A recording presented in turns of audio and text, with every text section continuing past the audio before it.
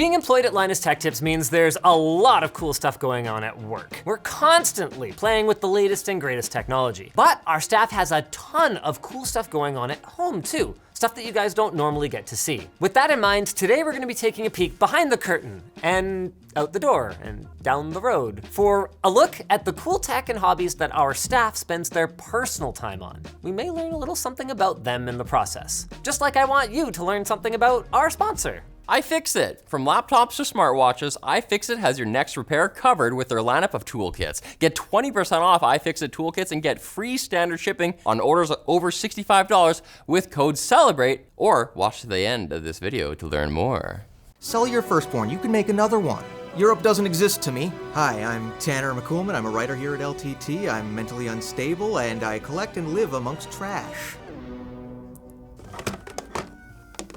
The first bit of trash I would like to show off today is McDonald's story, heartwarming, store manager training. A lot of people don't seem to realize that there's actually multiple McDonald's games out there. There's McDonald Land for the NES, there's McDonald Land for the Game Boy, and I often get asked, is it any good? And no. It's a collection of 5 mini games. One of them, you fill up a cup full of soda. One of them, you flip burgers. I don't know what the other 3 are because I don't speak Japanese and it's not a good game. Other features of the game include the ability to print off receipts using the Game Boy printer. Next thing I'd like to show off is just a real quick one, Beat Takeshi, the hardest NES game ever made. It takes years to beat, and you have to know every little thing happening in it, and if you die, you start at the beginning again. It's not a game I've even tried to beat, or play, if we're being perfectly honest. Not worth my time. Pokemon Stadium. You may think you have the first Pokemon Stadium at home. You don't. Do you prefer Charmander, Squirtle, or Bulbasaur? Psych, you can't play as any of them because there's only 40 Pokemon in this game. You like mini-games? Tengen Tetris. Now what makes this version of Tetris interesting is that it was made by Nintendo. Previously, it was only made by Atari, Elorg, and Bulletsoft. Bulletsoft later went on to become the Tetris company. They made Tetris. When you press the down button, the piece spins. When you press the A button, it hard drops. You can't soft drop, you can't spin it the other way. These are the only 2 inputs. Well, you can do side to side, but by the time you realize that A and down do the things that they do, you turn the game off.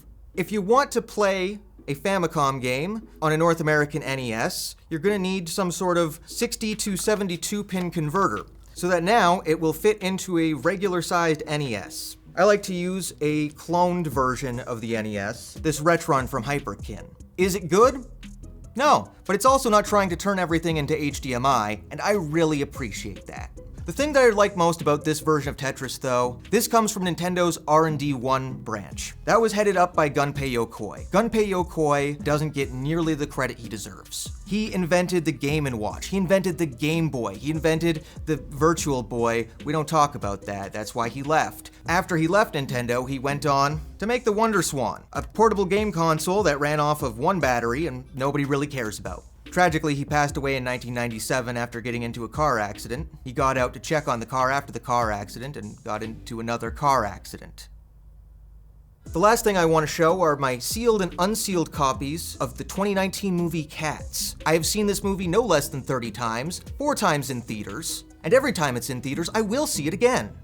What do you think this is? That's the question I asked when I first saw it. At the MCC sale, there was like a garage sales section of it where people were selling like old things. It looks like a piece of technology. Could it be a printer? What do you think it is? It's an IBM P70-386 portable computer. Or there was another term for them I saw online. A very strange computer. At the MCC sale, the person who was manning the station said, give us an offer. And my dad said, $2.50. That's how much we paid for it. It is a full functioning 386 computer with a plasma flat screen from 1989, if you can believe it. And I never used it. And I said, I'll bring it to work, maybe they'll be interested. And it sat under my desk for the past year and a half. When I first brought it here, in hopes that it would be very interesting to the people who work here, I tried to boot it up, and there's some sad things we've learned. First off, the disk drive, the floppy disk drive, never worked on this thing. It'd be really great if that was fixed, because I could play old DOS games, but now I think the hard drive's broken. It did have Windows 3 installed on it, so let's take a look. Hey! So I turn it off. Oh! Yes! The RAM's booting up. How much RAM do you think it has? 8K? 8 megabytes. 8 megs. So apparently this is a pretty fast computer to be lugging around. Yeah, so I've got some error numbers coming up here. Not okay. IBM manual. It does need a little bit of tender loving care to get it back up to snuff, but this is a plasma screen. Oh yeah, this keyboard. It's not quite the Sims keyboard, that's a reference to a Mac address video you should watch, but it is a really nice feeling keyboard. Lots of sounds from this computer. If the drive was working, I probably would have played around with it more. It's just kind of been a relic sitting in the corner, and now it's been a relic sitting under my desk. It doesn't have a battery or anything like that. You have to plug it in. So there's like this, like these like doors to like really turn it, like seal it up when you're done with it, and you can like, I guess, walk around. You got a PS2 port for the mouse. There's a printer port, and then I guess 2 parallel ports. Oh yeah, I guess there's a VGA out as well. So if you do want to plug in a color monitor, I don't know if it supports color though, but let's just pretend it does. And then there's actual slots, so you can put in a graphics card, just kidding. Was PCI back then? Was that a thing back then? That was after. Somebody said, oh yeah, they're really hard to find because they didn't really sell very many of them. There's one on eBay for $750 US. Yeah, it'd be great to kind of get it working and like actually fiddle around with it more. I remember opening up Windows and just being like, this is boring. I've resto modded an old Mac. That was fun. I wouldn't build a Hackintosh in it. Ugh, the cooling would be horrific. You'd need like very efficient chips. But it has the slots for like a graphics card, I guess. Oh, it's made in Japan. Who knew? The IBM PS2 P70, or luggable computer. That's what they called it, luggable. I brought Zunes. Not just one Zune, I brought 2 Zunes. This is a refurb. These things originally cost like $300, and giving them away refurbed for $75 was kind of like a kick in the pants for everyone who bought one of these full price. Zune is Microsoft's answer to the iPod. At the time this Zune came out, so this is Zune 30, the biggest iPod, I'm pretty sure the biggest one you can get was 20 gigs, and this one had 30 gigs. You were getting a better value. I think they were both about $300 at the time. I didn't have an iPod, I was too poor. So when I got this was great because I could store all of the illegal MP3s I had. And the other nice thing was it played video. I never did that because why would you want to watch a video on this? Advertising stuff show people jogging with these things, which seems insane to me because it has a tiny little hard drive in it, and if you ran with it, you'd probably just destroy it. This is like a semi-official Zune leather case, the nicest premium Naga hide you could get, and it also has a very nice belt clip that I've never used with it. I usually just put it in there because the only thing that protects the screen is nothing. It came with a pair of earbuds, which are the worst knockoffs of the iPod headphones I've ever used. And if you bought the very expensive Zune that came with the very nice leather case, you got a pair of premium earbuds. I took it to Italy with me, and that was in 2010. I had a cell phone after that, and that was easier to play music on than carrying 2 different devices. And then years later, I was working for Best Buy, and someone threw this into the recycling and I grabbed it out. So this is 120 gigabytes. They're basically the same form factor. It's like a big chocolate bar. But the Zune 120 has a capacitive touch button that also rocks, but most of the stuff is gesture based on it.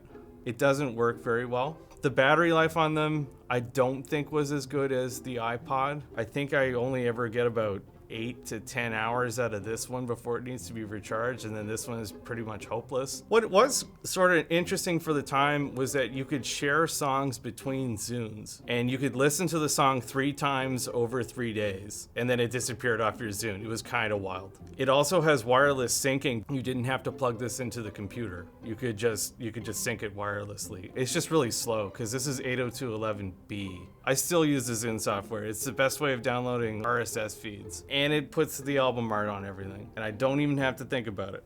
The Zune itself as a player kinda sucks. If you have MP3s tagged with the disc tag, so like whether it has disc 1 or disc 2, the Zune doesn't recognize that. It'll play track 1, disc 1, then track 1, disc 2, unless you separate it like physically. What's neat about both of them though is that they have a built-in radio tuner. David had to go to the drive-in, and he used that to watch the movie at the drive-in. That's probably the only time I've ever listened to radio on this. Oh, they're neat. Yeah, it's a neat oddity, right? Like, so they were never commercially successful, right? Even when they came out, people said, why did Microsoft decide to enter this race now? Should you listen to music on a Zune in 2022? Only if you're a lunatic. You could user upgrade the battery, you could user upgrade the hard drive.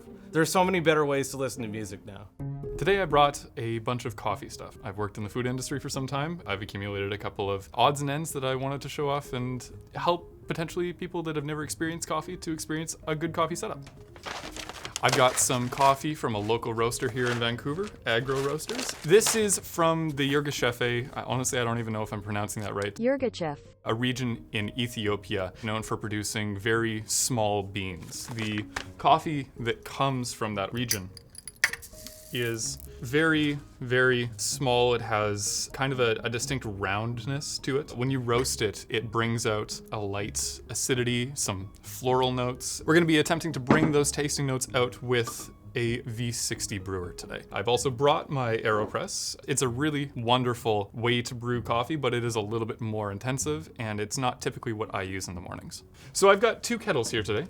Both of them, you'll notice, are gooseneck kettles. That just means that they have the long neck to them. They allow for water to be distributed very specifically within the points of the brew. So whether I'm using this brewer or this brewer, I can aim very specifically onto the bed of the coffee where I want it to go. So this one is unpowered. This is one that just goes on the top of a stove, and it's very, very affordable. It's probably one of the first ones that I got, as you can kind of tell by how grimy it is. I don't use this for coffee very much anymore. I mostly use it to water plants.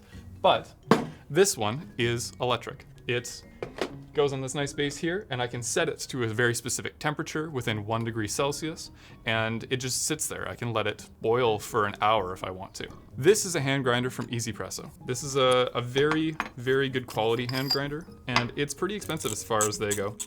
And the reason for that is the build quality. When you look into coffee grinders, you can get them for 20, 30 bucks, and they can go all the way up to thousands upon thousands of dollars. The reason that it is good quality is because of the tolerances involved in its machining. It's also a fully metal burr set. What happens when you grind coffee is it has a burr here that grinds against this burr, which is just a set of metal pieces that try to crush the coffee as it's being fed through by gravity or by the rotational movement of your hands. This is important because this shaft is very, very carefully machined. When you have a grinder that's potentially cheaper, it's gonna have a lot more wobble, and so the grounds are gonna be different sizes when they come out. Coffee is just, in general, a chemical process. The closer that you can make a variable to a specific point, the more accuracy you can have with the end result, because there's a lot of variables along the process that create the outcome of coffee. The reason that I use a hand grinder, part of it is cost. This is just affordable for somebody who doesn't need to put out a lot of ground coffee like a coffee shop or somebody that's selling it. The other part of it is the ritual of it. I like the sound of it, I like the feel of it in my hands when I'm brewing coffee, and I want to share that with you today. What we're gonna do is take 30 grams of coffee and 500 grams of water, which is approximately a 20% brew ratio. I've also got a coffee scale here. The reason that the coffee scale is important is because this has very, very specific accuracy. It's, I believe, good down to 0.1 grams, which is pretty tight for kitchen scales. And it's also very fast. It's almost instant to come to the specific point of weight.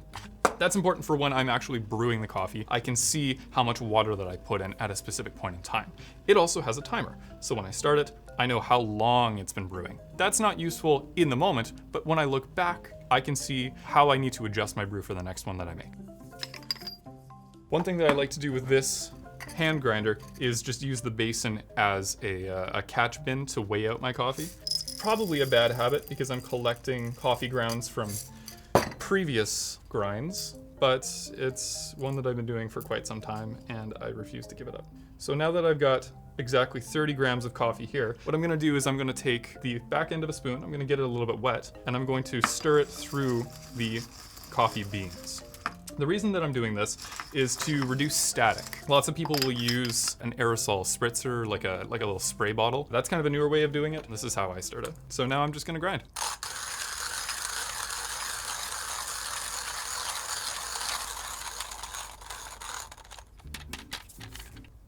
The next step is the brewer. This is a Hario V60. It's just a really common 60-degree brewer, which is why it's called the V60. Inside there, I'm gonna be putting one of these filters, which I'll show in a moment. On the bottom, the carafe that I have is actually a hand-blown piece of glass from Japan. This is a pitchy server. A lot of servers have trouble with drips afterwards, just like that cup did. But this pitchy server, when you pour it, there's no drips. So I have a couple of filters here today. The really distinguishing part about filters is just personal preference. The ones that I like to use are these ones that have no tab, as opposed to ones like these that do have a tab.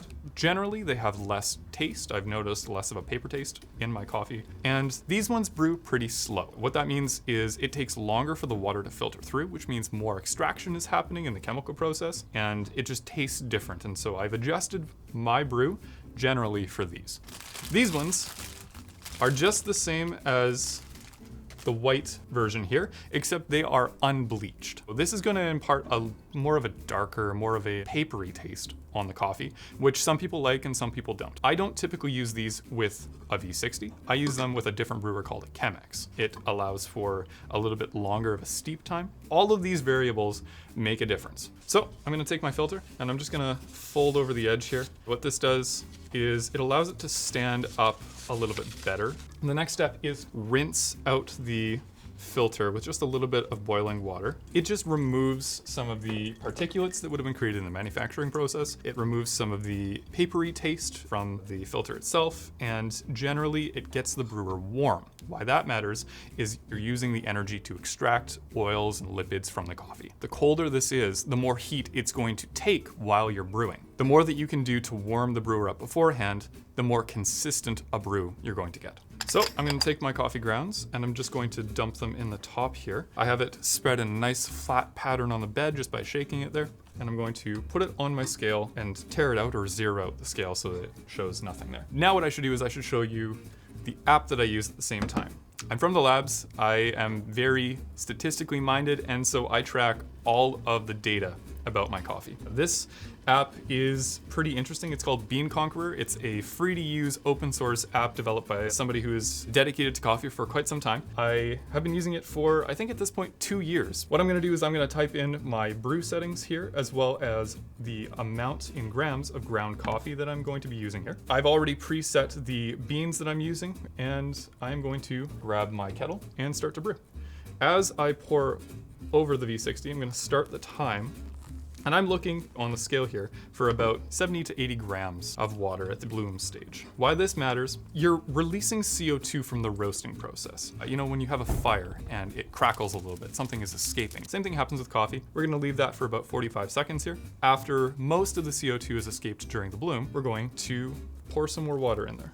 You'll notice that I'm pouring quite high up. The higher you go, the more agitation you can create in the bed of the coffee. The more agitation you have with the bed of coffee, the more extraction you're getting from the grounds of the coffee, and the more taste you get from the coffee itself. I'm gonna let this first pour draw down, and as it gets really close to the bed of coffee sitting at the bottom, I'm going to start to pour over again.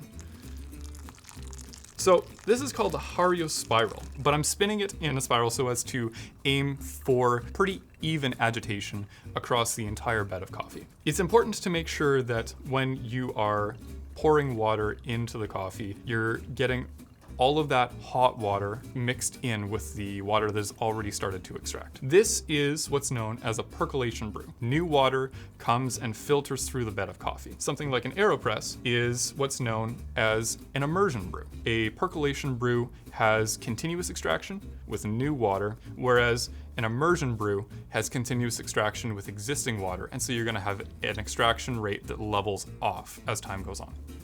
And there's no real reason to use one or another. I prefer to use the V60 because it allows me to benchmark coffee in a way that other brewers can't. If I get a good brew out of it, I know that I've been very pinpoint in my accuracy. We're nearly done this brew. I have 500 grams of water there, and it's just leveling out to be fairly flat on the top of the bed. The coffee is finished brewing, and now we're going to taste it. I brought a number of coffee mugs here, some of which are pretty important in general to coffee tasting. To somebody who is professionally tasting coffee, a different shape coffee cup can actually impact the smell and taste of their coffee. We're just gonna pour a little bit in here. not a whole lot. When I'm brewing it at 100 degrees Celsius, but I want it to come down to somewhere between 50 and 56 degrees Celsius before I drink it. You can't really taste very well when something is super hot, so I'm just pouring a little bit of coffee into the cup and I'm swirling it around so that I can actually get a sense of how good or how bad that brew was. It smells a little bit woody, like I've over-extracted it. It's not terribly over-extracted. Coffee tastes good. I like that temperature. My wife's is always just scalding. I generally like, milk or sugar in my coffee, but this is good enough and you wouldn't want to put anything in it. Totally. Very smooth. One of the nice things about a light roast is that it allows for you to have all of the flavors of the coffee, as opposed to having the roast be the flavor. If you didn't have a consistent coffee flavor, would you over roast to kind of cover? Yes. Oh, Yeah, very Starbucks. The coffee that I've got here is pretty acidic. It's generally on the lighter end of the roasting spectrum. The fats, the lipids, the proteins in the coffee are not going to be as cooked, which means that you're going to taste them more. This coffee that I've chosen is also high in acidity because that's a flavor that I have a preference for. But coffee is wide and diverse, and you might not like that. Some people like drinking battery acid. I'm closer to that. I've gone from a place of, oh, Maxwell House or Folgers is perfectly fine and I don't really care what it tastes like, to starting to work in the coffee industry and starting to come out with, oh, I can kind of taste the differences between some of these things, and then becoming way on the other side to being a complete gatekeeper. Oh, that coffee is, ooh, disgusting. Why would I taste that? And then coming back kind of in the middle of being like, oh, this is my ritual. This is the way that I enjoy it. This is how I would like to share it to the world. It's no more or less good with one type of brewer or one type of coffee than any other. It's just how you like it. Thanks to iFixit for sponsoring today's video. iFixit, well, they make compact toolkits with all the essential bits you need to fix your electronics. From mini kits with 16 bits to full repair toolkits to start your repair business, iFixit has you covered. Use iFixit's over 70,000 repair manuals complete with photos and step-by-step instructions.